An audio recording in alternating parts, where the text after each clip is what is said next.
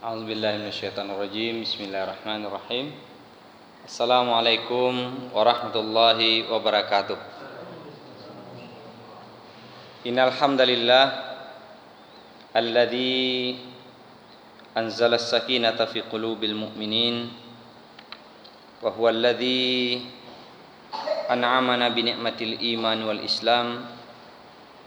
Asyhadu an la ilaha illallah wahdahu la syarikalah wa asyhadu anna Muhammadan abduhu wa rasuluh sallallahu alaihi wasallam la nabiyya ba'da amma ba'd. Allahumma rabbi israh li sadri wa yassir li amri wahlul 'uqdatam min lisani yafqahu qawli.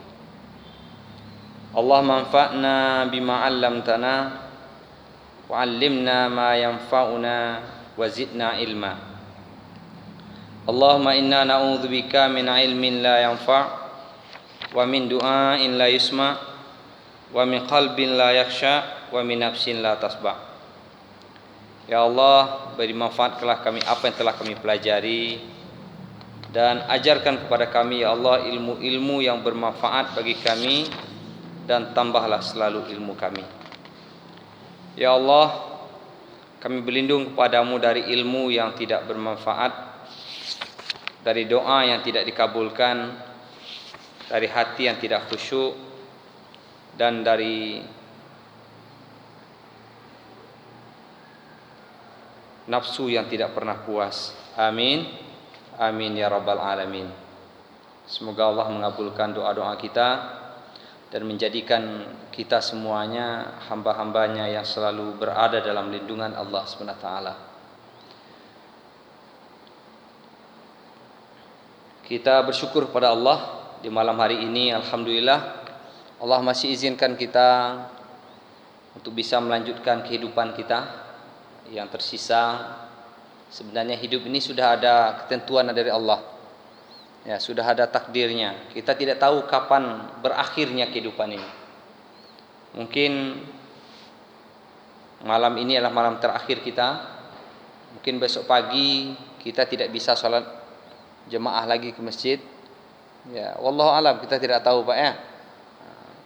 Apakah sekarang ini pengajian kita yang terakhir, kita tidak tahu Pak ya. Ya, yang jelas setiap kita ini sedang menunggu takdir itu jatuh kepada kita. Ya. Alhamdulillah malam hari ini kita masih hidup, kita manfaatkan dengan baik. Ya, mudah-mudahan dengan kita manfaatkan dengan baik ini, Allah SWT memberikan kita ilmu yang bermanfaat, yang tentunya ilmu yang bisa kita amalkan, yang menjadi bekal kita untuk menuju hari akhirat. Ya.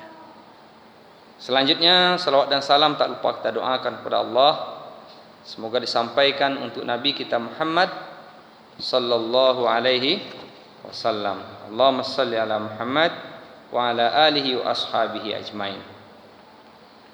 Bapak-bapak dan ibu-ibu yang dimuliakan Allah SWT, sidang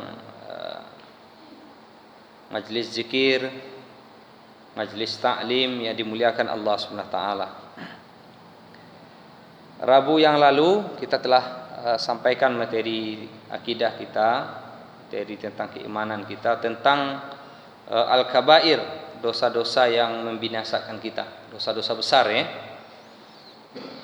Alhamdulillah bagian pertama kemarin telah kita sampaikan tentang syirik yang menyekutukan Allah SWT, yang disyarah oleh oleh Syekh Al-Utsaimin rahimahullah, bagaimana Rasulullah SAW itu memerintahkan kepada kita untuk menjauhi ya yang namanya dosa besar itu, ya. Ijtanibu as-sab'al mubiqat, kata Nabi SAW, jauhilah ya 7 dosa-dosa besar yang membinasakan, ya. Fadzukira minha asyirku, kemudian beliau menyebutkan salah satu di antaranya adalah yaitu perbuatan syirik, itu dosa yang paling besar itu. Inna syirka la zulmun azim, kata Allah SWT dalam Al-Quran surat Luqman ayat 13. Sesungguhnya syirik itu adalah kezaliman atau dosa yang paling besar. Kemarin telah kita sampaikan syarah dari Imam atau Syekh Al-Utsaimin tentang macam-macam bentuk syirik itu. Ya, seseorang mengagungkan sesama makhluk sebagaimana dia mengagungkan Khalik, ya, sang pencipta, itu juga perbuatan syirik. Ya, pengagungan. Ada juga syirik bentuknya adalah ya seperti mengagungkan para pemimpin, atasan, raja, presiden atau pimpinan gitu ya. Dengan berpas-pasan dengan waktu-waktu di mana kita harus menyembah Allah, kita sedang berhadapan dengan atasan kita, pimpinan kita. Jadi bisa kita menunda waktu salat atau sampai kita ya tidak acuh seruan azan sementara kita sedang berhadapan dengan para atasan-atasan kita, para pemimpin kita. Ya, ketika waktu salat datang, semestinya kita harus menghadap kepada Allah Subhanahu wa taala.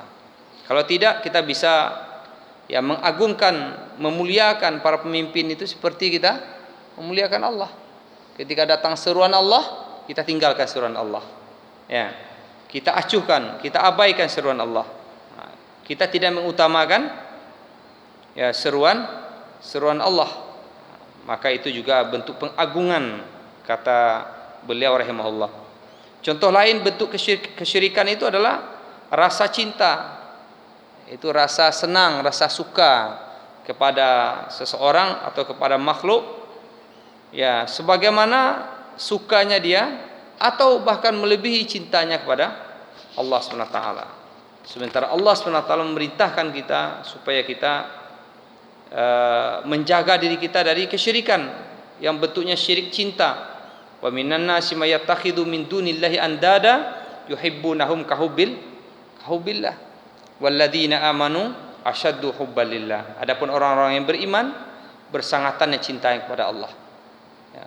Adapun orang-orang musyrik tidak. Sebagian manusia dia mengambil selain Allah itu sebagai tandingan Allah dalam hal cinta ini. Ini termasuk bentuk kesyirikan. Ya, termasuk juga bentuk kesyirikan yaitu menyembunyikan kesenangan dalam beribadah itu atas sanjungan pujian orang lain. Ya, itu termasuk apa istilahnya riya. Adiknya riya itu atau apa? Saudaranya riya itu adalah sum'ah. Ya, riya itu berasal dari kata ra'a, yaitu senang dilihat amal-amal kita, senang dilihat atau diperhatikan sehingga orang menyanjungi dia senang kalau ada orang yang memuji pekerjaan baik dia. Ini adalah perbuatan riya. Ya. Kalau sum'ah berasal dari kata mendengar gitu ya. Sum'ah, ya, sami'ah, ya, yaitu mendengar. Jadi senang kalau dia didengar orang, ucapannya dinilai orang. Ya, kalau dia membaca di hadapan orang merdu-merdu baik-baik, tapi kalau dia sendiri acak-acakan dia, nggak benar lagi bacaannya, bahkan tidak perhatikan lagi tajwid makhrajnya. Ya, ini adalah bentuk daripada sum'ah, bagian daripada kesyirikan juga. Nah, ini contoh-contohnya. Ya, contoh lain termasuk perbuatan riya, itu bentuk syirik. Ya, misalnya seorang yang sedang melaksanakan sholat, ia membaguskan bacaan sholatnya karena si fulan sedang melihat dan memperhatikannya. Atau berpuasa karena ingin dikatakan orang yang taat kepada Allah, maka dia rajin sholat, rajin dia puasa. Atau bersedekah agar disebut sebagai dermawan, maka dia suka bersedekah. Ya, sesungguhnya itu adalah perbuatan riya. Allah SWT mengatakan, ana aghna syuraka anisyirk man amila amalan asyraka fihi ma'i ghairi ya taraktuhu wa syirkahu. Aku tidak membutuhkan sekutu, kata Allah. Barang siapa yang mengamalkan suatu pekerjaan, suatu perbuatan yang menyekutukan aku di dalamnya, maka aku akan meninggalkan ia ya dengan sekutunya itu. Ya, begitu Allah SWT mengatakan. Ya, Allah itu tidak senang dia kalau kita melakukan suatu perbuatan baik tapi di dalamnya ada unsur-unsur kesyirikan dalam bentuk riya dan sum'ah tadi. Ya. Makanya di antara syirik yang tersembunyi yaitu menjadikan dunia sebagai tujuan, itu juga tersembunyi juga. Tadi riya. Ya, kita melakukan amal baik tapi niat untuk minta perhatian, minta penilaian manusia. Ya. Ada juga bentuk lain tersembunyi juga, yaitu melakukan perbuatan ya yang tersembunyi, yaitu menjadikan dunia sebagai tujuan dari perbuatan itu. Ya. Kita bersedekah tadi contohnya kan? Niat sedekah apa? Biar disanjung orang. Atau misalnya niat sedekah karena mau pilgub ini, biar dipilih orang jadi gubernur. Ya, mau pilpres misalnya, biar dipilih orang jadi presiden. Dia baik-baik kepada semua orang, tapi niat baiknya itu adalah untuk tujuan dunia. Ya, makanya Allah SWT dalam Al-Quran, ya dalam Al-Quran surat Hud kalau saya tidak salah ya. Ya, Allah SWT mengingatkan kita, siapa yang beribadah itu karena dunia, ya, maka Allah akan berikan ini, man kana yuridul hayatad dunya wa zinataha nuwaffi ilaihim a'malahum fiha wa hum fiha la yubkhasun. Ulaika alladziina laisa lahum fil akhirati illa an-nar wa habita ma sana'u fiha wa batilum ma kanu ya'malun. Yaitu surat Hud ayat 15 dan ayat 16. Kata Allah SWT, terjemahannya, barang siapa menghendaki kehidupan dunia dan perhiasannya, pasti kami berikan balasan penuh atas pekerjaan mereka di dunia itu dengan sempurna. Dan mereka di dunia di akhirat tidak akan dirugikan. Ya, ulaikal ladzina laisa lahum fil akhirah illan nar. Mereka itulah yang salah niat tadi, melakukan suatu pekerjaan dunia semata-mata mengharap dunia saja, maka itulah orang-orang yang tidak memperoleh sesuatu di akhirat nanti kecuali neraka. Illan nar wa habita ma sana'u fiha wa batilum ma kanu ya'malun. Ya, kata Allah SWT, ya, dan sia-sia nanti di akhirat apa yang telah mereka kerjakan di dunia, maka terhapuslah apa yang telah mereka kerjakan tadi. Ini tidak punya nilai di sisi Allah SWT. Alangkah ruginya seorang yang salah niat. Ya, jadi jangan sampai kita dalam kehidupan dunia ini mengharapkan pujian, sanjungan, mengharapkan perhiasan dunia ini dalam amal-amal kebajikan kita. Ya, tapi carilah itu semua adalah mengharapkan penilaian Allah SWT. Ya, Allah telah menyiapkan upah untuk dunia kita. Kalau niat kita karena Allah, Allah akan berikan dunia juga untuk kita. Di akhirat akan Allah berikan lebih lagi dari dunia ini. Ya, ini yang harus kita jauhi. Makanya, ya, jangan sampai kita diperbudak oleh dunia. Ya, kita mencari dunia ini tidak pikir lagi halal haramnya. Ya kan? Kita melihat orang seperti ini, mulai dari akal, pikiran, badan, tidur, terjaganya, semuanya untuk memikirkan dunia saja. Ia akan menghitung berapa keuntungan dan kerugian dunianya. Kita akan melihat banyak orang yang semacam ini dalam kehidupan dunia ini. Ya, dia bergelimang harta, kekayaan, pangkat, jabatan, penuh kita lihat sukses terus dia dalam masalah ini. Tapi dalam urusan akhiratnya mereka lalai, tertipu oleh kehidupan dunia. Ya, mereka mengejar pangkat jabatan, bahkan mereka mencari pangkat jabatan dengan cara yang tidak halal, ya kan? Dengan menipu, dengan berpura-pura, ya, dengan cara berdusta, ya, untuk seluruh urusan dunianya. Ia tidak peduli melakukan semuanya itu karena dunia telah memperbudakkannya. Makanya syirik seperti ini adalah, kata Nabi SAW, celakalah hamba dinar, hamba dirham. Apakah engkau mengira bahwa orang seperti ini, hamba dinar, akan sujud kepada uang dinar? Tentu tidak.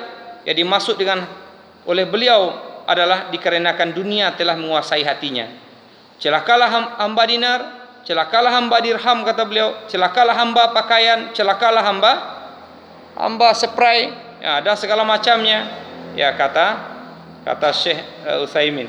Tidak ada yang menjadi tujuan hidupnya kecuali untuk memperindah dunianya saja. Pakaian, tempat tidurnya melebihi daripada tempat salat dan tempat ibadahnya. Jika diberi ia akan senang, jika tidak diberi dia akan marah. Apabila Allah melimpahkan karunia kepadanya, ia akan berkata, Allah telah memuliakannya. Allah Maha Agung, Allah Maha Besar. Dialah zat yang paling berhak atas segala-galanya. Tetapi apabila dia tidak diberi keberuntungan dunianya itu, dia akan marah.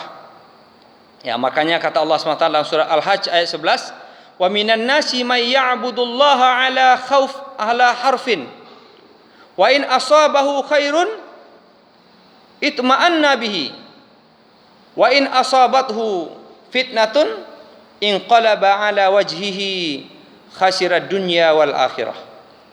Di antara manusia itu, kata Allah dalam surah Al-Hajj ayat 11, ada yang menyembah Allah hanya di tepi saja, harfin ala harfin, ya, di pinggir-pinggir saja. Maka jika ia memperoleh kebajikan, dia merasa puas. Dan jika ia ditimpa suatu cobaan, suatu fitnah, dia berbalik arah ke belakang. Dia taat itu kalau sanang-sanang aja, rezeki banyak, badan sehat. Tapi kalau diuji seketik, upek nak tanggung dah. Ya kan? Banyak orang yang punya sifat seperti ini. Allah katakan di dalam surah Al-Hajj ayat 11. Ya. Banyak orang bersifat seperti ini. Apabila ditimpa dia suatu cobaan, dia berbalik ke belakang. Dia rugi di dunia dan rugi pula di akhirat. Ya, di dunia tetap saja sesuai dengan takdir yang dia dapatkan, di akhirat merasai. Di akhirat nanti dia merasa. Ini yang harus kita khawatiri dalam kehidupan kita. Ya, Rasulullah SAW pernah bersabda, jika diberi ia akan senang, jika tidak diberi akan marah. Celakalah orang seperti ini, dan ia akan tersungkur nanti di hadapan Allah. Maksud tersungkur yaitu ia akan menjadi orang yang hina karena seluruh urusannya menjadi rusak. Jika tertusuk duri, ia tidak bisa mencabutnya. Maksudnya Allah SWT akan mempersulit urusannya sehingga satu duri pun tidak mampu ia cabut dari badannya. Jika dia tertusuk duri, maka yang menusuk badannya ia tidak bisa mencabutnya. Kemudian Rasulullah SAW bersabda, melanjutkan hadisnya, sebagai perbandingan terbalik dari perkara tersebut, berbahagialah bagi seorang hamba yang memacu kudanya di jalan Allah. Maksudnya ia akan mendapat kehidupan yang baik di dunia dan juga di akhirat. Bagi seorang hamba yang memacu kudanya di jalan Allah, yang kusut rambutnya dan berdebu kedua kakinya, tapi digunakan kudanya itu untuk jalan Allah. Walaupun dia kusut, ya kan, berdebu, ya, penampilannya tak bagus, tapi dia berjuang di jalan Allah. Ini ada orang menjaga penampilan tapi tidak di jalan Allah. Ya Allah, penampilannya bagus, mantap, tapi dia tidak berjuang di jalan Allah. Ya, lebih baik daripada ya orang yang seperti ini, yaitu orang yang siapa? Lebih baik orang yang dia menggunakan kuda di jalan Allah, dia berlari kencang, rambutnya kusut, walaupun penampilannya enggak bagus, ya kan? Badannya berdebu, tapi kusut dan berdebu di jalan Allah, daripada dibuat-buat gagah-gagah, rancak-rancak, tapi bukan di jalan Allah SWT. Ya, perhatikanlah, hamba yang pertama adalah seorang hamba alas tidur atau spray, sedangkan yang kedua adalah seorang hamba yang tidak peduli dengan kondisinya sendiri. Hal yang terpenting bagi dirinya adalah penghambaan dia kepada Allah ketika berjuang. Dia mengharap ridho dari Allah SWT. Yang kusut rambutnya dan berdebu kedua kakinya, jika berada di garis belakang, maka ia tetap berada di garis belakang. Maksudnya, ia tidak akan mempedulikan apapun tempat dia yang ia tempati, walaupun dia di barisan belakang, tidak sebagai pemimpin. Apabila ia pada tempat tersebut terdapat manfaat untuk urusan fisabilillah, maka ia akan berada di tempat tersebut. Inilah yang akan membuat keberuntungan dunia dan akhirat, daripada kita ingin jadi pejabat saja terus, ingin disanjung orang saja terus, ingin kita menjadi orang yang dianggap terbaik terus gitu. Ya kan? Terhebat, tergagah, tapi niat kita bukan karena Allah, tapi sekedar ingin dibilang orang saja, terdepan, tergagah, terhebat. Ingin dibilang orang. Ya. Ada orang memang tidak peduli dimanapun dia berada, posisi dia, ya kan? Dia tidak mempedulikan posisi, tapi dia tetap berbuat karena Allah SWT. Ya. Maka inilah yang kita maksudkan menyekutukan Allah tanpa kita sadari, menyekutukan Allah secara tersembunyi. Jika kita sudah merasakan dunia telah menguasai hati kita dan menganggap bahwa tidak ada yang lebih penting daripada dunia, tidur dan jaga kita hanyalah untuk dunia, maka ketahuilah sesungguhnya di dalam hati kita telah tersimpan benih-benih kemusyrikan. Karena Rasulullah SAW mengatakan, celakalah para hamba-hamba dinar, hamba-hamba dirham. Artinya apa? Orang yang hidupnya hanya mengejar penampilan dunia saja, ya kan? Lupa dia apa yang didapatkan akan dipertanggungjawabkan di hadapan Allah SWT. Sabda beliau ini menunjukkan bahwa orang tersebut sangat bersemangat untuk memperoleh harta. Orang tersebut tidak mempedulikan cara yang digunakannya untuk mendapatkannya. Halal haram itu bukan perhitungan. Yang penting dapat, itu bagaimana cara dapatnya. Itu yang hamba dunia tu, Pak. Ya kan? Mau nipu dia, tidak perhatian, tidak takut dia. Ya, mengurangi timbangan. Banyak orang kaya gini kan? Ya kan? Proyeknya seharusnya di lakean itu 100, fee-nya lah 20 agak. Ayo ambil juga 100 itu. Harus ditambah juga 50 agak. Untuk apa? Ya, ngejar dunia tadi. Ya kan? Padahal sudah ada jatah tu, dia sudah ada nih. Diambil lagi juga jatah untuk apa yang akan dipakai itu. Akhirnya terjadilah sekarang bangunan-bangunan yang rapuh, jembatan-jembatan yang mudah roboh, ya kan? Kenapa? Karena tidak sesuai lagi dengan anggaran yang dibuatnya. Mengejar harta.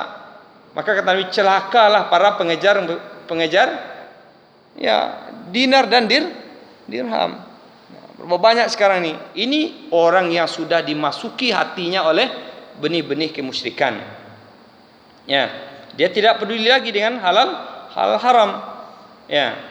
Sedangkan orang yang beribadah kepada Allah dengan benar tidak akan pernah mencari harta dengan cara yang diharamkan. Kenapa? Karena berpengaruh dengan ibadahnya. Dia takut kalau termakan yang haram sedikit saja, maka doanya ditolak, salatnya ditolak. Tidak mungkin aku akan mencari harta dengan cara yang haram. Itu ungkapan kita seorang hamba Allah itu. Aku akan mencari harta dengan cara yang benar di jalan Allah SWT.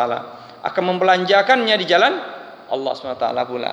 Sekarang banyak orang udahlah dapat dengan cara menipu, ya kan? Menipu, baik menjadi pejabat, ya kan? Atau untuk naik karir dengan cara menipu, dengan cara menyogok, dengan cara segala macam, dengan cara zalim, curang gitu ya. Ya. Berapa banyak sekarang kan? Nah, untuk jadi pegawai negeri itu harus nyogok sekian gitu ya. Untuk jadi apa saja gitu ya.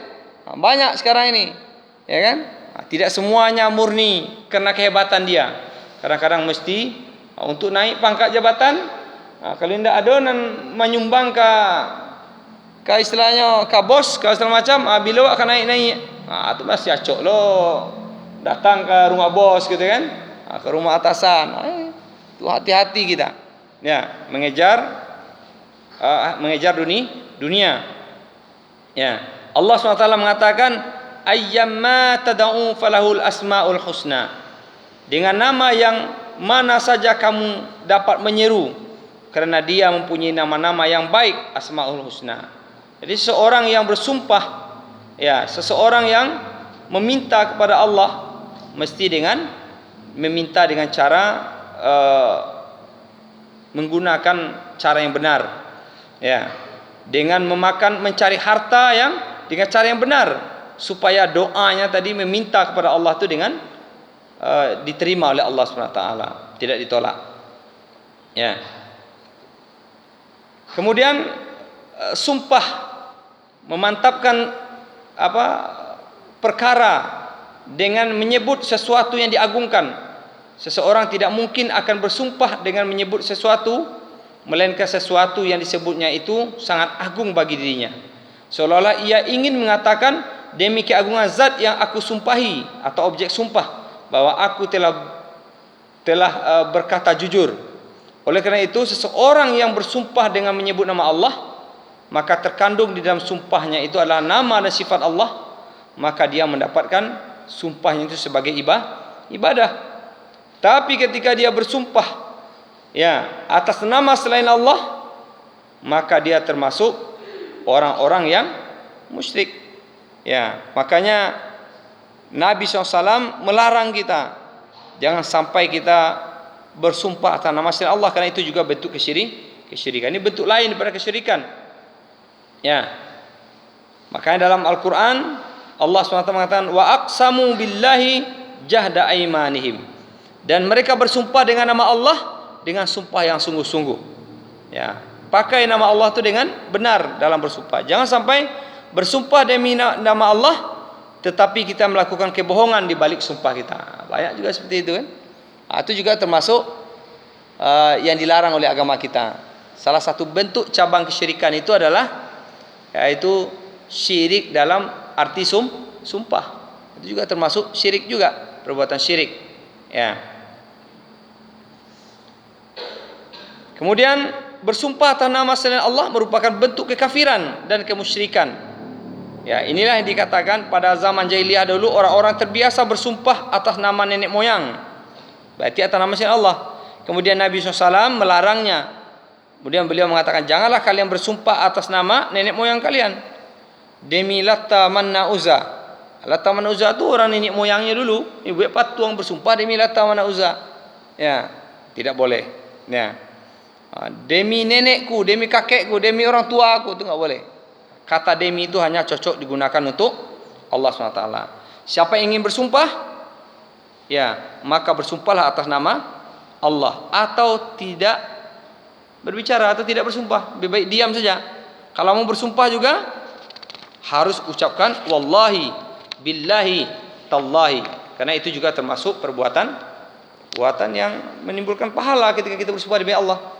Tapi kalau kita bersumpah atas nama selain Allah, maka itu menimbulkan dosa bagi kita. Nauzubillahi min zalik. Di antara contohnya adalah bersumpah atas nama Nabi Muhammad SAW. Manusia paling mulia dan pendahulu umat manusia. Penghulu umat manusia. Jika kita mengatakan demi Nabi Muhammad, itu enggak boleh itu. Enggak boleh demi Nabi Muhammad. Maka Anda akan menjadi pelaku syirik atau orang yang kufur di mata Allah SWT. Atau bersumpah atas nama Jibril, demi Jibril, tidak boleh lah, tidak boleh demi Mikail misalnya, demi Israfil, atau demi malaikat Malik penjaga neraka, atau dengan menyebut nama yang lainnya. Semua perbuatan ini perbuatan syirik. Kemudian jika Anda mengatakan bersumpah demi matahari, demi bulan, demi malam, demi siang, maka hal ini termasuk perbuatan syirik juga. Itu bahana di dalam Quran. Kalau membaca Quran apa dong? Wasyamsi, demi matahari. Itu Al-Quran. Tapi kalau awak tidak sedang baca Quran, awak sabut saya demi matahari, ambil sumpah demi matahari, awak mengecek model itu syirik kita. Tapi kalau kita ngaji nggak apa-apa, karena yang di sana Allah yang bersumpah demi matahari. Wal lail wan nahar, kan? Wal fajri wasyamsi waduhaha, kan? Kalau Allah bersumpah dengan makhluk, menandakan makhluk itu mempunyai peranan penting bagi kehidupan manusia. Allah bersumpah dengan makhluk itu. Tapi kalau makhluk enggak boleh bersumpah dengan makhluk. Kita bolehnya hanya bersumpah demi Allah SWT. Ini hati-hati, jangan sampai kita salah. Itu bisa mengandung kesyirikan. Tidak boleh kita demi matahari. Itu adalah Allah yang bersumpah demi matahari, bukan kita. Kalau orang Yahudi dulu biasa dia seperti itu. Untuk meyakinkan orang, dia bersumpah. Bersumpah dia demi si fulan, bersumpah dia demi teman yang belum datang itu. Dengan nama teman itu tidak boleh dalam agama kita. Nabi SAW melarangnya. Contoh ucapan seseorang mengatakan, jika ia terbukti melakukan hal ini dan itu, maka ia adalah orang Yahudi. Dan apabila ia terbukti melakukan hal ini dan itu, maka ia adalah orang Nasrani. Maka akan dikatakan kepadanya, sesungguhnya perbuatan seperti ini haram dilakukan. Itu tidak boleh. Ya, kita sumpahi orang, ya kan? Berani yang disebut orang Yahudi kok, orang Nasrani kok. Tidak boleh kayak gitu. Untuk meyakinkan orang itu kan bersumpah juga namanya. Tidak boleh menyumpahi orang seperti itu sampai dia merubah dia kepada agama lain.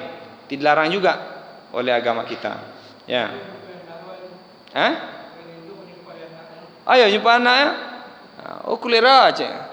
Sumpah wabah kolera anak kan. Akhirnya corona datang kan.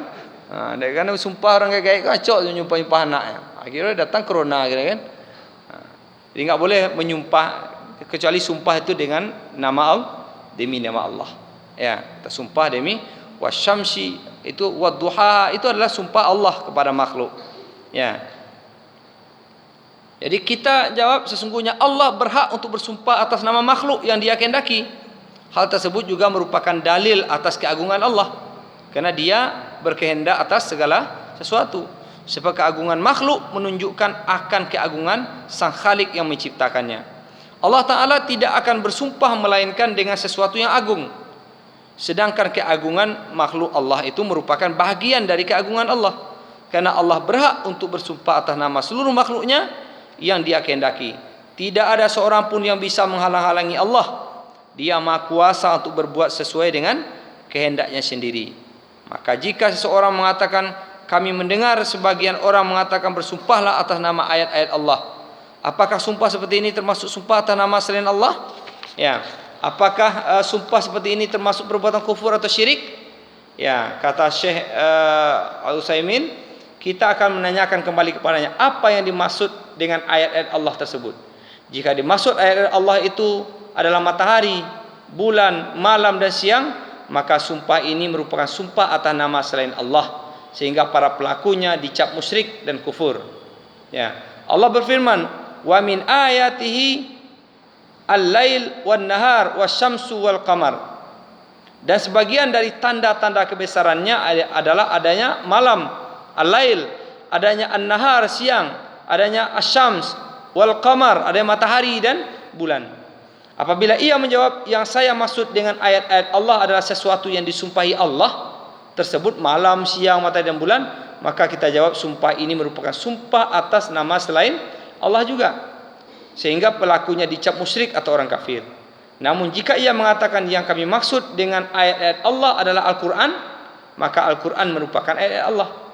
Jadi awak bersumpah itu memang membaca Al-Quran. Jadi bukan mataharinya itu gitu, bukan bulannya, bukan malam siangnya itu kita bersumpah, tapi bersumpah dengan atas nama ayat Allah tadi. Jadi ayat Allah itu bagian dari Allah karena Dia firman. Karena ayat Allah itu adalah firman Allah, ucapan Allah. Maka kita bersumpah demi Allah juga kalau kita bersumpah demi ayat yang kita baca. Tapi kalau bersumpah demi matahari, bersumpah demi bulan, demi bintang kita, itu adalah termasuk musyrik kata Syekh Al-Utsaimin. Ya. Oleh karena itu jika ia mengatakan saya bersumpah dengan ayat-ayat Allah dan yang saya maksud dengan ayat-ayat Allah itu adalah Al-Quran, maka kita jawab bahwa sumpah seperti ini dibenarkan dan tidak apa-apa. Akan tetapi kata beliau, saya beranggapan bahwa masyarakat awam jika mengatakan saya bersumpah atas nama ayat-ayat Allah, menurut dugaan saya bahwa yang mereka maksud adalah Al-Quran. Sehingga jika yang mereka maksud adalah Al-Quran, maka sumpah seperti ini tidak diharamkan. Akan tetapi jika ayat-ayat yang mereka maksud itu adalah matahari, bulan, bintang, malam, siang atau sejenisnya, maka sumpah seperti ini adalah perbuatan syirik dan kufur. Hati-hati ya kan. Sebab ketika Allah bersumpah dalam Quran kepada makhluknya, itu haknya Allah, itu keagungan Allah gitu. Tapi awak sebagai makhluk tidak boleh bersumpah model Allah bersumpah. Awak bersumpah demi matahari, ya kan? Demi nenek moyang, demi Muhammad ya nggak boleh, demi Jibril aja nggak boleh, ya. Apalagi demi matahari, bulan, bintang. Dan yang bolehnya apa? Kita bersumpah sebagaimana sumpahnya kepada ayat Allah. Karena ayat Allah itu adalah bersumpah demi Allah. Kita bersumpah demi ayat Al-Quran.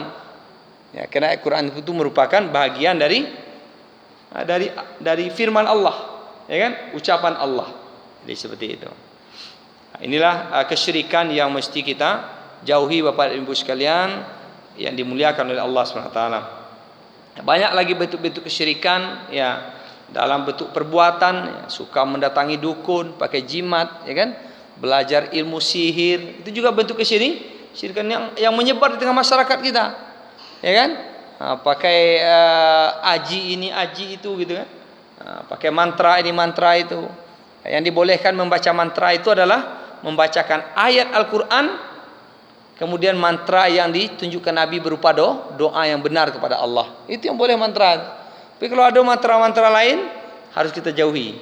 Karena mantra itu dimanfaatkan setan sebagai alat sihir. Jadi mantra itu bisa menyihir. Tapi kalau Al-Quran, ini bukan sihir. Quran ini adalah wahyu Allah yang apabila kita baca itu menjadi ibadah bagi kita. Ya kan?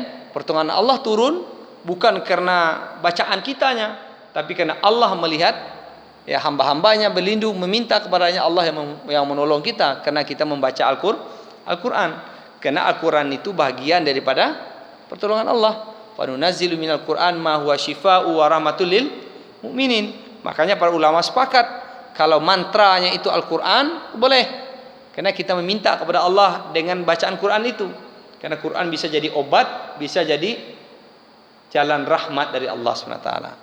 Ya, ketika kita baca Quran, bukan kita seperti membacakan selain Al-Quran. Maka dia dibolehkan oleh agama kita. Makanya di dalam ilmu tentang ruqyah pernah kita sampaikan dulu ya. Ya, dalam ruqyah itu artinya mantra. Jadi mantra yang dibolehkan itu ada Al-Quran dan doa-doa yang zikir, menyebut nama dan sifat Allah, dan kita meminta kepada Allah lewat nama dan sifatnya itu. Kita sebut namanya, kita sebut sifatnya, kemudian kita minta apa saja kepada Allah. Itu boleh, ya kan? Minta kesembuhan kepada Allah untuk seseorang atau untuk diri kita atau untuk keluarga kita dengan bacakan Quran dan doa yang benar. Dan itu adalah tidak dimasuk kepada kesyirikan. Tapi ada juga orang yang menggunakan atau dicampurkan yang hak dengan yang batil. Itu enggak boleh. Ya kan? Yang hak dicampur dengan yang batil. Quran dibacakan juga. Tapi mantra-mantra menyeru setan, menyeru penghuni ini, penghuni itu, ya kan? Menyeru malaikat, menyeru jin, itu enggak boleh. Itu perbuatan syirik, mencampur adukan yang hak dengan yang batil. Ya. Yang dibolehkan ya kita murni minta kepada Allah melalui ayat Al-Quran yang kita bacakan, kemudian kita minta kepada Allah, itu boleh. Kenapa? Karena Quran telah Allah turunkan sebagai obat dan rahmat bagi kita. Wa nunazzilu minal Quran ma huwa syifaa'u wa rahmatul lil mu'minin. Itulah bentuk daripada bentuk-bentuk kesyirikan. Ya, macam-macam bentuknya itu. Ada bentuknya syirik besar, ada bentuk syirik kecil. Yang penting jangan sampai ada di antara kita yang suka melakukan perbuatan syirik. Karena sesungguhnya perbuatan syirik itu bisa menghapuskan semua amal-amal kita. Innahu may yusyrik, dalam Quran dikatakan dalam Quran dikatakan may yusyrik billah faqad harrama alaihil jannah. Innahu may yusyrik billah faqad harrama alaihil jannah wa ma'wahun nar. Barang siapa yang mensyirikatkan Allah dengan sesuatu, maka sungguh Allah mengharamkan surga baginya, dan tempat dia yang layak itu adalah neraka Allah SWT. Al-Maidah ayat 72. Di ayat lain juga dikatakan bahwa Allah akan mengampuni dosa selain syirik. Ya, dan Allah tidak akan mengampuni dosa syirik.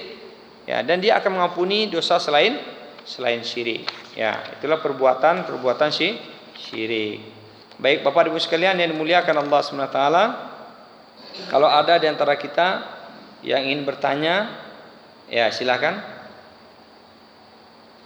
Ada Bapak Ibu yang ingin bertanya?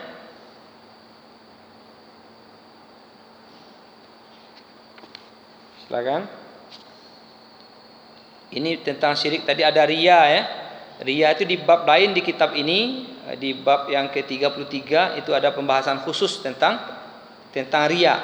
Itu tadi kan termasuk perbuatan syirik. Nah, di sini dibahas riya itu di samping perbuatan syirik, dia merupakan salah satu Ya, salah satu daripada sifat orang-orang munafik. Ya, orang munafik itu salah satu sifatnya adalah ria. Ya. Nah, di sini disebutkan ya. Nah, ini bahayanya ria itu. Di samping syirik, dia merupakan sifat orang-orang munafik. Ya, ini perbuatan ria. Ya. Yura'unan nasa wa la yadhkurunallaha illa qalila. Mereka suka berbuat ria ya di hadapan manusia dan mereka tidak mengingat Allah kecuali sedikit saja. An-Nisa ayat 142. Nah, ini adalah sifat orang munafik. Ya. Kalladzi yunfiqu malahu ria'an nas. Orang munafik itu seperti orang yang menginfakkan hartanya karena pamer ya kepada manusia. Kata Nabi SAW, manusia yang pertama kali disidang pada hari kiamat nanti adalah seseorang yang mati syahid. Maka dibawa menghadap kepada Allah. Kemudian Allah memperlihatkan semua nikmatnya kepada hamba ini yang telah diberikan kepadanya. Ia pun mengakuinya, memang ada Allah ngasih nikmat ke dia. Kemudian Allah bertanya kepadanya, apa yang telah engkau lakukan dengan nikmatku itu? Maka orang itu menjawab, aku telah berperang di jalanmu sampai aku mati syahid. Wah, ini katanya. Ya, ini dia dengan nikmat, mungkin fisiknya hebat. Dia pandai main pedang, pandai memanah, ketepatan tembakannya bagus. Itu kan nikmat Allah tuh. Hendak mudah kan menjadi orang yang hebat udah itu tuh. Ya kan, setiap perang you manang tarui. Ditanya oleh Allah, engkau telah berdusta. Engkau berperang hanya karena ingin dikatakan sebagai seorang pemberani, dan engkau pun telah mendapatkan seperti itu. Ya, kemudian Allah memerintahkan malaikat untuk menyeretnya dan melemparkannya ke dalam neraka. Bayangkanlah, orang mati syahid lah. Ya kan, dianggap mati syahid, perang di jalan Allah. Banyak orang kafir mati dirinya. Ya kan, ternyata apa nanti? Ada orang yang dianggap mati syahid itu dilemparkan ke dalam neraka gara-gara ria. Apa bentuk sikap rianya? Dia ingin dengan perbuatan hebatnya itu mengalahkan orang kafir itu, dia dianggap sebagai pahlawan yang pemberani. Dan itu dapat orang, oh hebat, bahkan dibuat orang patung, ya kan? Ikulah makam pahlawan, wah kan gitu. Dibuat orang patungnya segala macam. Dianggap pemberani itu. Tapi niat di dalam hati siapa yang tahu? Yang tahu hanyalah Allah SWT dan dirinya. Kemudian giliran yang kedua adalah orang yang punya ilmu dan mengajarkannya kepada orang lain. Nah, ini dai ini. Ya kan? Dia dapat ilmu mengajar kepada orang lain dan rajin membaca Al-Qur'an. Dapat ilmu, pandai lo ngaji kan? Wah, santiang lo saru, pandai membaca Quran. Maka ia pun dibawa menghadap kepada Allah. Kemudian Allah perlihatkan nikmatnya yang telah diberikan kepadanya, dan ia pun mengakui nikmat itu dengan suara yang merdu, ilmu yang banyak, dapat nikmat dari Allah. Mungkinlah sampai doktor profesornya kan, dapat tinggi ilmunya. Ya kan? Kemudian ya Allah mengingatkannya dengan apa yang engkau telah perbuat dengan nikmatku itu. Maka dia menjawab, aku telah mempelajari ilmu, mengajarkannya dan membaca Quran di jalanmu. Maka Allah pun berfirman, engkau telah berdusta. Engkau mempelajari ilmu hanya karena ingin dikatakan sebagai seorang ulama, dan engkau membaca Quran hanya karena ingin dikatakan sebagai seorang qari, pembaca Quran yang hebat. Dan engkau pun telah mendapatkan itu dahulu. Lah dipanggil orang qari, ulama hebat, ulama kondang, mungkin kecil orang enak. Di mana-mana ada orang manggil dia, gitu kan? Di mana-mana orang mengelukan dia.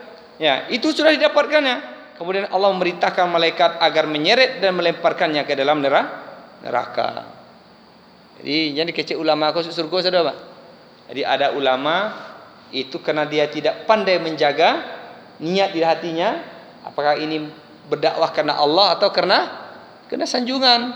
Ya, karena dikata ingin dipuji orang, oh suaranya mantap, jemaahnya banyak, ya kan? Tambah honornya banyak lah, ya kan? Ini semakin tinggi jam terbang awak, semakin tinggi lah pembayarannya Pak. Ya kan gitu. Masih pandai tidak kita menjaga itu? Kalau tidak pandai menjaga, siapa yang tahu? Kata orang ini ulama hebat jo. Makanya di dalam suatu hadis lain pernah kami baca tentang neraka. Dalam neraka itu ada tonggak mereka, tiang tertancap. Kemudian di situ dikabeklah usus seseorang. Ya, ditancapkan ususnya tu. Keluar ditancap ususnya itu.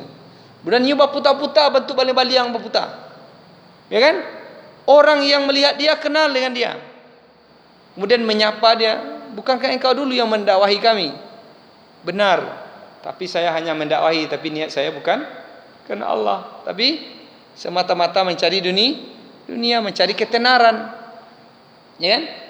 Keluarlah dari itu pari itu usus itu.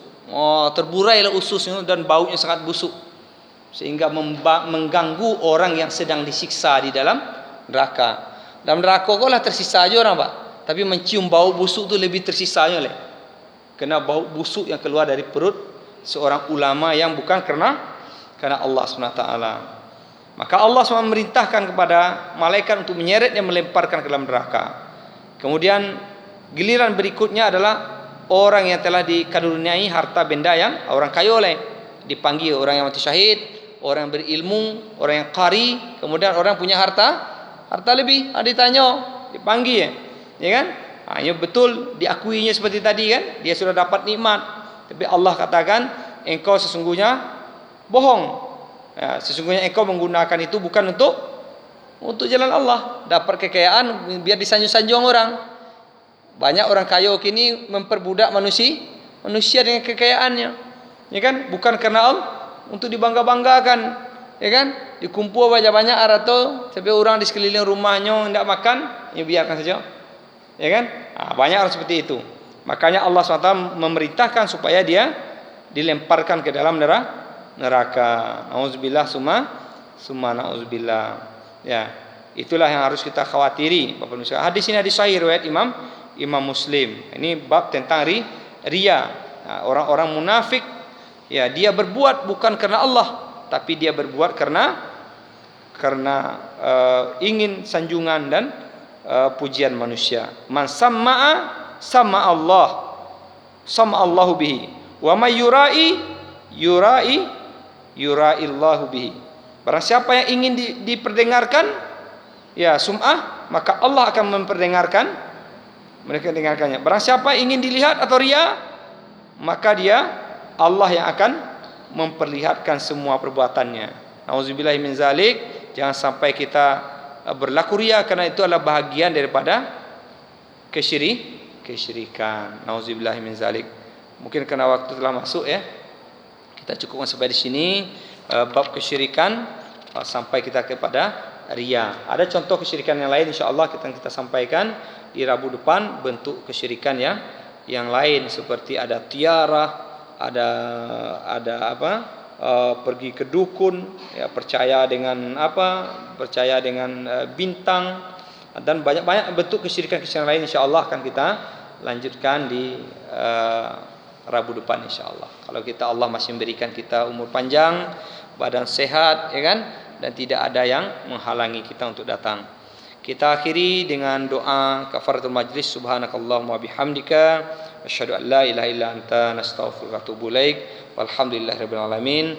Billahi taufiq hidayah. Assalamualaikum warahmatullahi wabarakatuh.